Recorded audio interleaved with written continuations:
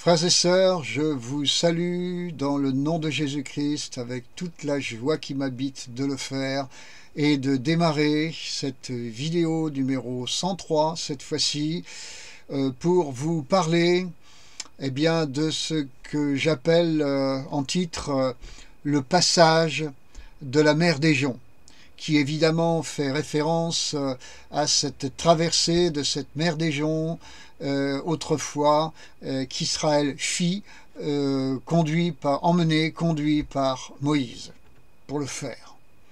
Avec le fameux Pharaon à la poursuite d'Israël, vous n'êtes pas sans connaître ce récit qui est celui du livre de l'Exode dans certains chapitres que l'on va préciser. Donc je voudrais vous parler du baptême, du salut, parce que là, à ce moment-là, Israël s'est trouvé sauvé par ce baptême, du baptême du salut pour Israël, vers lequel Israël va à nouveau, mais également ce baptême pour l'Église et même ce baptême pour les nations. Donc, il s'agit de vous décrire ce passage de la mer des Joncs comme un baptême de salut pour ces trois entités. Et comment ça va se passer? Alors, dans la vidéo numéro 102, je vous ai parlé du projet de Dieu et du contre-projet de Satan. C'est-à-dire, projet de Dieu, laisse partir mon peuple pour qu'il célèbre une fête en mon honneur au désert.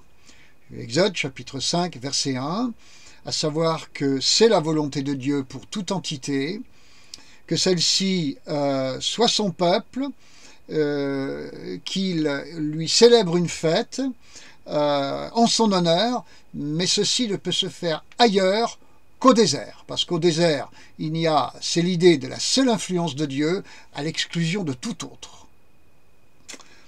Et le contre-projet du diable, à savoir accabler ces gens de travail, qu'ils aient ainsi de quoi s'occuper et ne prennent plus garde à ces faussetés. On voit ça dans Exode chapitre 5, verset 9. Aujourd'hui, on le voit, le diable cherche à saouler l'humanité de toutes sortes d'occupations pour que celle-ci ne pense pas au culte à Dieu et soit à l'opposé du désert, en pleine pulvérulence d'occupation et complètement saoulé par celle-ci. Pour, je le répète, oublier, ne plus du tout penser à Dieu, avoir le sentiment qu'il y a absolument largement moyen de vivre sans lui. Alors, dans la vidéo numéro 102, j'ai parlé de tout cela en termes d'accouchement et qui va se faire donc dans la douleur.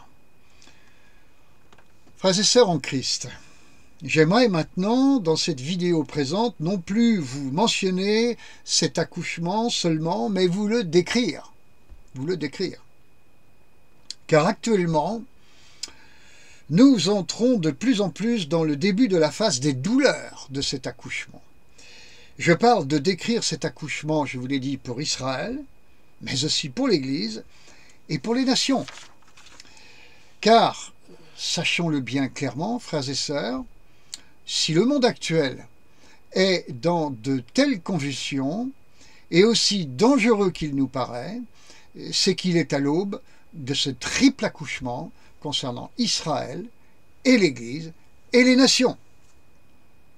Je rappelle que Dieu a pour Israël un plan de liberté, tandis que Satan a pour lui un plan d'esclavage, qui vaut aussi pour l'Église ainsi que pour toutes les nations.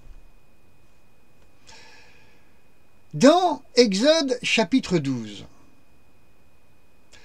nous voyons le récit de la Pâque pour Israël. Une Pâque qui marqua aussi l'Égypte. C'est le salut par le sang répandu. Vous savez, ce salut qui a consisté à répandre le sang sur les linteaux des portes des Israélites, mais pas sur les linteaux des portes des Égyptiens. Alors, ce salut contient un triple message: le sacrifice d'un agneau sans défaut, parfait, qui est source de malédiction et de mort pour celui qui n'y croit pas, représenté dans le texte par l'Égypte, et ce sacrifice qui est également source de délivrance pour Israël, car il force le Pharaon à laisser aller Israël vers sa destinée. Tout comme le sang de Christ force le diable à retirer sa main de sur vous, pour que vous puissiez aller librement célébrer un culte au Seigneur. Alors, il annonce aussi le salut pour les croyants des nations qui y croiront donc, car ils croiront que Christ, je viens vous le dire en substance, est l'agneau sans défaut, dont le sang est répandu sur eux, pour eux. Autrement dit, c'est le sang qui brise le pouvoir de Satan quant à soumettre le peuple de Dieu ancien et nouveau à sa volonté. Je le répète, ce baptême de sang est synonyme de vie pour qui le reçoit docilement et de mort pour qui s'y oppose. C'est pourquoi aujourd'hui, toute entité qui s'oppose à la liberté que Dieu a prévue pour Israël et pour l'Église se trouve dans des douleurs horribles, d'un baptême de sang qui, pour elle, cette entité, est donc un baptême de malédiction. S'opposer au sang de la croix, c'est terrible. Si le sang versé, donc, ne te sauve pas, parce que tu ne veux pas de ce salut, il te condamne. Si tu ne crois pas au sang versé pour ton salut, tu es perdu. Ainsi, tout peuple et toute nation s'opposant au plan de liberté que Dieu a pour ses enfants, tous ces peuples-là, toutes ces nations-là, courent à leur perte. C'est inéluctable. Cette perte, selon Exode chapitre 13 et 14, chapitre 12, chapitre 13, chapitre 14, ce sont d'abord des calamités profondes sur ces peuples, comme on le voit dans Exode chapitre 12, versets 29 et 30, des calamités profondes sur ces peuples, puis ensuite donc l'anéantissement de leurs forces militaires, comme on le voit dans Exode 14, verset 28. C'est-à-dire qu'en Égypte, il y a d'abord eu des plaies sur le peuple égyptien, puis l'anéantissement de la cavalerie de Pharaon par les eaux de la mer des gens. Donc, des calamités d'abord sur ces peuples qui annoncent une catastrophe encore beaucoup plus profonde, puis celle-ci, cette catastrophe qui est d'ordre militaire. L'armée est anéantie. Donc, je viens de vous le dire, catastrophe humanitaire, catastrophe économique, puis catastrophe militaire. Frères et sœurs, sachons ceci. À propos de catastrophe militaire, les belles armées que vous voyez orgueilleusement parader de temps en temps, ça et là, sur nos réseaux sociaux, ces belles armées qui paradent si bien seront détruites. Dieu abattra l'orgueil des nations, et l'orgueil des nations, qu'est-ce que c'est? C'est leur armée. Mais pour Israël, comme pour l'Église, le chemin du salut implique de quitter Ramsès pour aller à Sukkot, comme on le voit d'après ce qui est décrit dans Exode 12, verset 37. Qu'est-ce que c'est que cette affaire-là? Quitter Ramsès pour aller à Sukkot. Eh bien, Ramsès, c'est le concept, c'est l'idée de croire en ce que l'on voit. Pharaon adorait le soleil. Ra, le soleil égyptien, le dieu d'Égypte, qui était visible dans le ciel. Il est toujours. De la même manière, Israël croit en son armée, et les chrétiens croient en leurs murs, et leur structure fédérative. Mais Dieu va les purifier de l'esprit de Ramsès, qui est celui de Pharaon. Israël et l'Église vont monter vers Sukkot.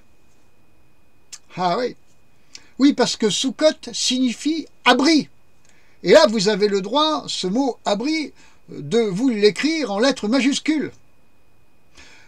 Le fait de quitter Ramsès va faire marcher les enfants de Dieu, juifs et grecs, vers sa protection, celle de Dieu, notre abri. Nous n'en avons pas d'autre, en réalité.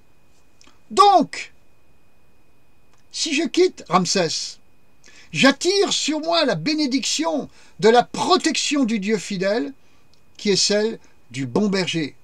On pourrait appeler ça, en quittant Ramsès, j'attire sur moi la bénédiction de Sukkot, la révélation du Dieu qui est mon abri. Quitter Ramsès signifie se purifier des valeurs du monde, enfin, qui n'en sont pas. Israël et l'Église, dans l'onction de la bénédiction de Sukkot, de surcroît, j'embraye sur la phase suivante, vont passer par Étam, qui signifie repère de démons. Exode 13, verset 20. Mais David a dit, « Quand je traverse la vallée de l'ombre de la mort, je ne crains aucun mal, car tu es avec moi. » Psaume 23, verset 4. Frères et sœurs, dans la même logique de réalité, quand je passe par Étam, ce repère de rapaces, je ne crains aucun mal, car je suis d'abord passé par Sukkot, et je vis dans l'abri du Dieu très haut. J'en ai la vision de cet abri. Amen. Je suis dans cette foi de la vision, de la bénédiction, de l'onction de Sukkot. C'est pas rien tout ça, frères et sœurs. C'est même fondamental, primordial. Mon juste sera sauvé par la foi. C'est ainsi qu'Israël et l'Église vont redécouvrir la foi en Dieu comme seule dépendance existentielle.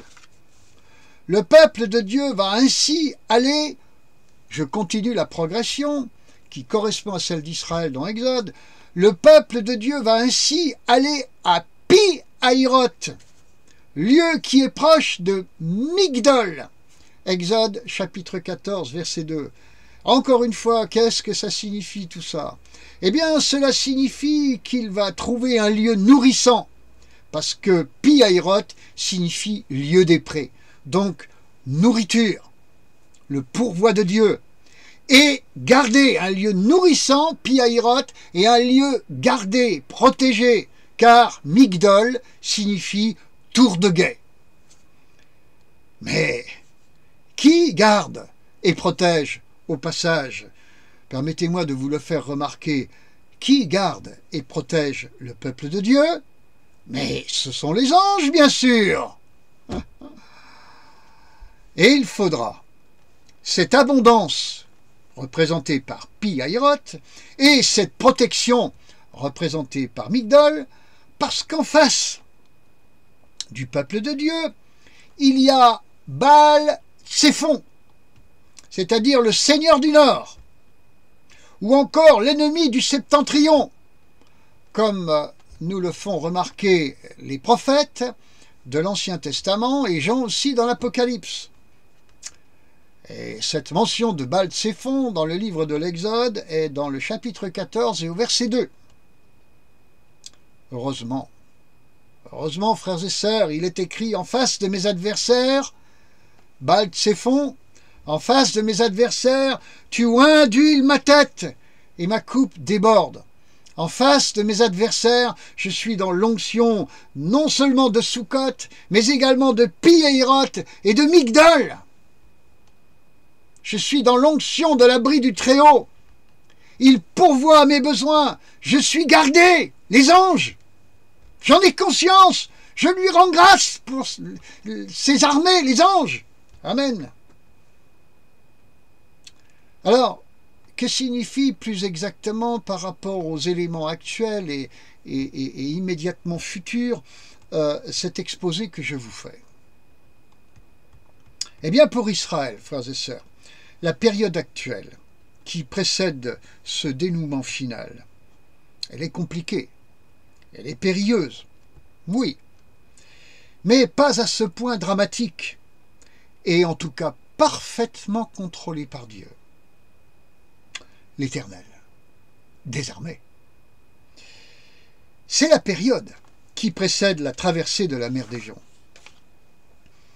Dans cette période, les ennemis d'Israël pensent qu'ils vont gagner la partie, considérant qu'Israël s'est égaré dans le désert, comme le fait remarquer le Pharaon dans Exode chapitre 14 verset 3. Autrement dit, obéir à Dieu est considéré et sera de plus en plus considéré comme un égarement. Un égarement. Ils obéissent à Dieu, mais c'est un égarement. Ils sont égarés. Voilà. Quant au peuple d'Israël, lui-même, quant à ce qui existe à l'intérieur de lui, eh bien, certaines voix parmi eux s'élèvent de plus en plus pour accepter à nouveau le joug des Égyptiens. On le voit dans Exode chapitre 14, versets 10 à 12. Et il y a aujourd'hui en Israël toute une partie du peuple qui est prête à plier le genou, soi-disant pour obtenir la paix. Et cette partie de ce peuple d'Israël, ce n'est pas le camp de la foi, mais c'est celui de la peur. C'est le camp de la reddition. Plier les genoux devant l'ennemi, l'adversaire, le diable, devant le Seigneur du Nord, devant Baal-Tséphon. Le camp de la peur dit « Soyons raisonnables, discutons avec nos ennemis, faisons la paix, on va s'arranger avec eux. » Le camp de la foi dit « Restons sur nos positions et regardons comment nos ennemis vont courir à leur perte, car Dieu est notre sauveur. » Voilà, le camp de la foi, il dit ça. Et ce faisant, Israël va traverser ce qui était impossible à traverser, cette mer des Joncs. Il y a donc deux baptêmes pour Israël. Pâques, qui est la fin de la vieille destinée, et la mer des Joncs, la délivrance, pour entrer dans sa destinée nouvelle. Dans le texte qui suit, nous voyons que Dieu ne quittait pas Israël pendant toute sa traversée du désert, jour et nuit. La présence perpétuelle, qui commence dès la traversée de la mer des Joncs. Selon les vidéos numéros 101 et 102, la Pâque correspond à Péniel, la rencontre avec Dieu, et la traversée de la mer des Joncs correspond à Béthel, la présence de Dieu constante, présence constante de Dieu. Amen. Je rappelle que, comme on le voit dans Exode chapitre 14, toute puissance qui veut empêcher ces deux baptêmes pour Israël sera détruite et auparavant fortement inquiétée. Exode chapitre 14, verset 20. Aujourd'hui, les peuples et nations qui composent Baal-Tséphon sont de plus en plus identifiables. Et même la Chine, désormais, en fait partie et le dit. Au travers de ces deux baptêmes, Israël va trouver son Messie, bien sûr, le trouver enfin. Israël va confesser enfin que Dieu est sa force et non pas son armée. Israël va dire que Dieu est son salut. Exode chapitre 15, verset 2. Qu'il est le guerrier. Qu'il n'y a pas ni plus besoin d'être en guerre contre personne. Exode chapitre 15, verset 3 et verset suivant. Et puis Myriam et toutes les femmes vont danser en l'honneur de Dieu, l'onction des femmes. Tout le peuple rendra à Dieu un culte au désert, débarrassé de toutes ces influences qui venaient d'Égypte et qui étaient pharaoniques.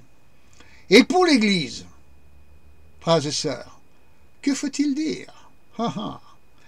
L'Église doit aussi elle aussi quitter Ramsès, c'est-à-dire cesser de s'appuyer sur le visible, les fameuses valeurs du monde.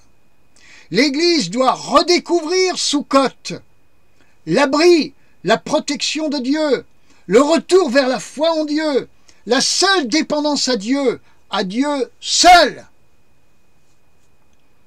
L'Église va vivre à Étam, au milieu des rapaces qui veulent la dépecer et s'en occupent déjà très activement. Mais elle le fera dans l'onction de Pi-Hahiroth, là où Dieu pourvoit à ses besoins, de façon miraculeuse, et à l'ombre de Migdol, là où elle va aussi redécouvrir la réalité des anges qui la protègent. Ces anges, ils vont la protéger. Et elle va le voir de plus en plus. L'Église aussi va devoir faire face à Baal Tséphon.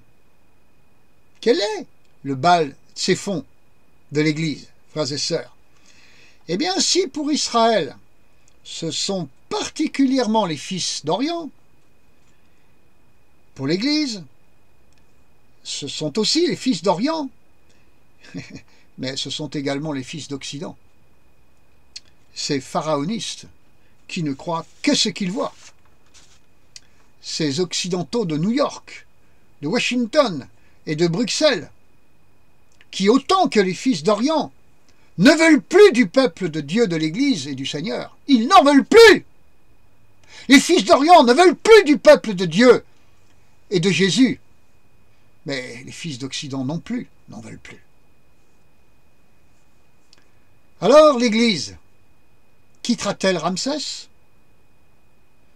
Ira-t-elle vers Sukkot? Connaîtra-t-elle Pi-Hahiroth et Migdol? Traversera-t-elle la mer des Joncs, après avoir autrefois exalté la Pâque de l'agneau, en Christ Jésus, sans défaut et sans tache? Eh bien, l'Église de Philadelphie, c'est oui. Celle de Laodicée, c'est non. Laodicée, pourtant, n'avait-elle pas, elle aussi, l'assurance de son salut? Bien si. Alors, pourquoi n'est-elle pas sauvée? Eh bien, allez donc voir ce qui est écrit dans 1 Jean, première épître de Jean, chapitre 2, verset 19. Jean dit, ils sont sortis de chez nous. S'ils avaient été des nôtres, ils seraient demeurés avec nous. Alors Jean est en train de signaler qu'ils sont sortis, ne sont pas restés, ils sont partis. Autrement dit, ce n'est pas Dieu qui les chasse, c'est eux qui sortent du salut. Et vous avez Hébreux 10, chapitre 10, verset 39, qui parle de ceux qui se retirent et qui se perdent. Ceux qui se retirent et qui se perdent. Est-on sauvés? Mais oui, bien sûr, sauf si on se retire pour se perdre. Ce n'est pas Dieu qui nous jette dehors. Il s'agirait de croyants sauvés, mais qui décident de se retirer du salut pour se perdre. Et cette catégorie existe. Elle est mentionnée par l'auteur de l'Épître aux Hébreux au chapitre 10 et au verset 39, et par Jean dans sa première épître, je le répète, au chapitre 2 et au verset 19, elle est doublement mentionnée. Cette catégorie, elle existe donc bien. Il y aura parmi les sauvés des gens qui vont perdre leur salut, et ce sera de leur propre chef. Vous auriez beau me réciter la belle tirade de la fin du chapitre 8, ce ne sont ni les créatures d'en haut, ni celles d'en bas, qui peuvent me perdre, mais dans cette tirade, moi-même, je suis absent de tout ce catalogue d'éléments. Rien, effectivement, ne peut me faire perdre le salut.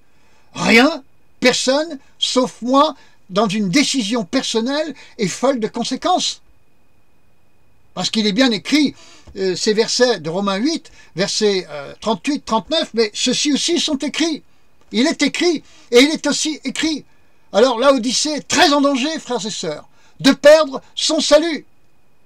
Tout ceci est parfaitement biblique. Si tu es tiède, je te vomirai de ma bouche.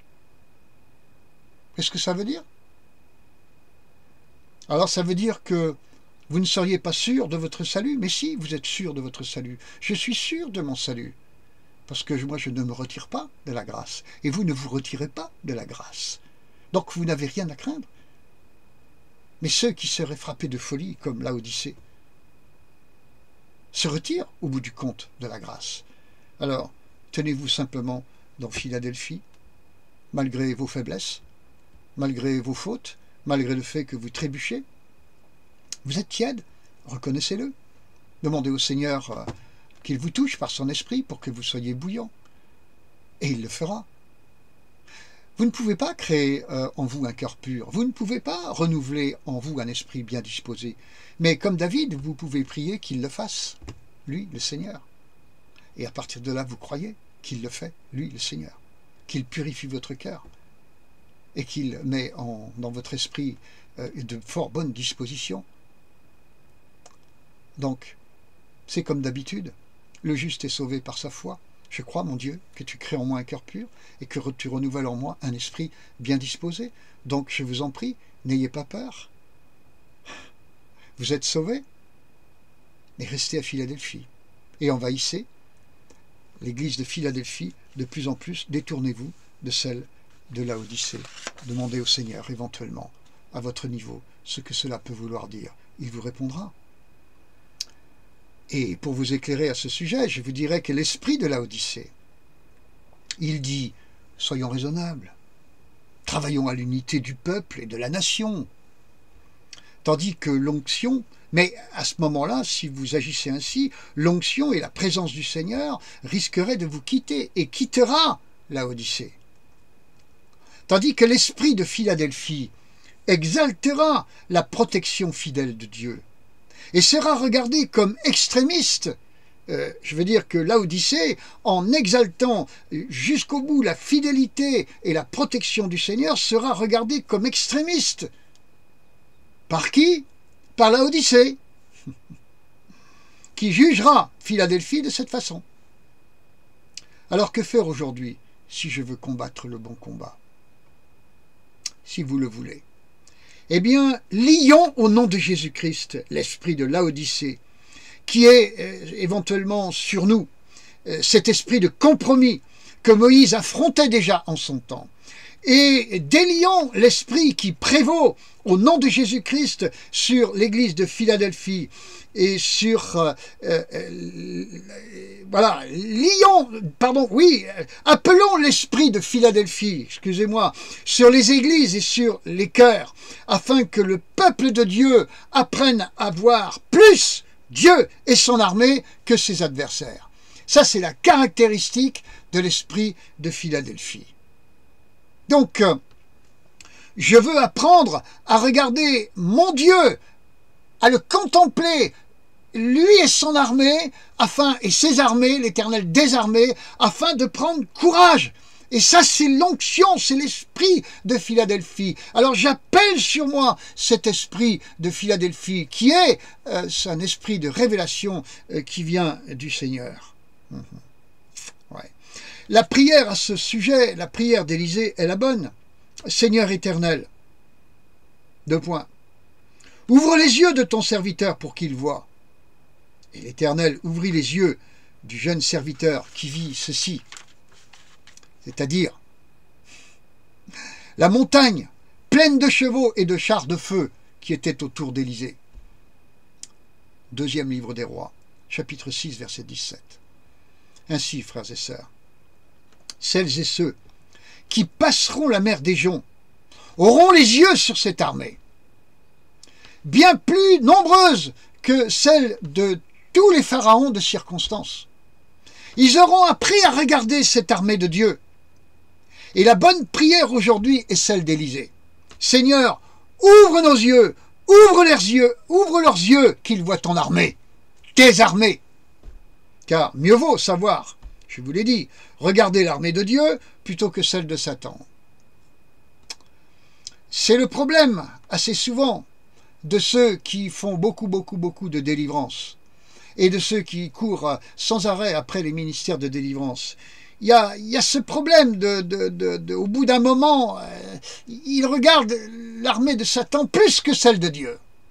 Pense aux démons plus qu'à la puissance de Dieu pour les délivrer.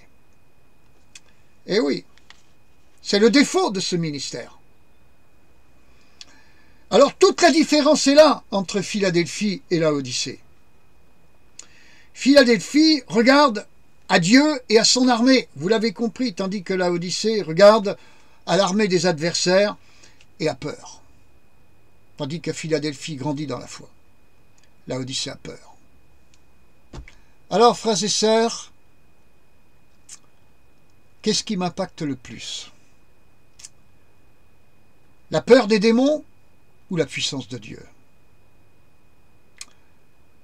Si quand on vous chasse vos démons, c'est ça qui vous impacte, la puissance de Dieu, la gloire de Dieu, alors c'est bon. Mais si vous avez les yeux beaucoup de trop sur la puissance du Satan, alors attention. Frères et sœurs, j'ai presque terminé. Pour les nations, le passage de la mer des Joncs, je vous l'ai dit, en substance, sera leur anéantissement militaire et leur humiliation, afin que, vaincues et jugées, elles accueillent enfin, elles aussi, celui qui va régner sur elles pendant 1000 ans, comme nous le dit la parole de Dieu. Et c'est le Christ Jésus, dans sa souveraineté, qui exercera ce règne. Ce n'est pas moi qui le dis, c'est le Seigneur. Ce sont les Saintes Écritures. C'est la parole de Dieu. Je ne fais que rapporter ces choses, m'y efforçant, avec mes qualités et mes défauts, avec mes phrases fortes, mes phrases moins fortes, même quelquefois en bafouillant, mais je vous fais confiance de comprendre quand même le message, de me comprendre et d'entendre la voix du Seigneur au travers mes petites et faibles paroles. D'autres sont beaucoup plus brillants que moi pour faire tout cela, mais je fais simplement ce que Dieu m'a demandé de faire avec les forces qu'il m'a données pour le faire. Que le Seigneur vous bénisse, vraiment, mais veillez à ne pas vous tromper de camp. Le bon camp, c'est celui de l'église de Philadelphie, pas celle de Laodicée. Je vous fais confiance. Je fais confiance surtout au Seigneur pour vous conduire. Lui qui, comme pour moi, en vous, crée en nous un cœur pur et renouvelle en nous un esprit bien disposé. Vous voyez ça dans le psaume 51, verset 12. À bientôt mes amis, pour la suivante. La grâce de Dieu sur vous, la lumière de Dieu sur vous, la puissance du Saint-Esprit dans tous ses aspects déployés sur vous et en vous, au nom de Jésus-Christ. Pour les différents aspects du Saint-Esprit, vous pouvez consulter Ésaïe chapitre 11, verset 2 et méditer sur le contenu de ce verset. À bientôt mes amis. C'était la 103e. Au revoir. Soyez bénis. À bientôt.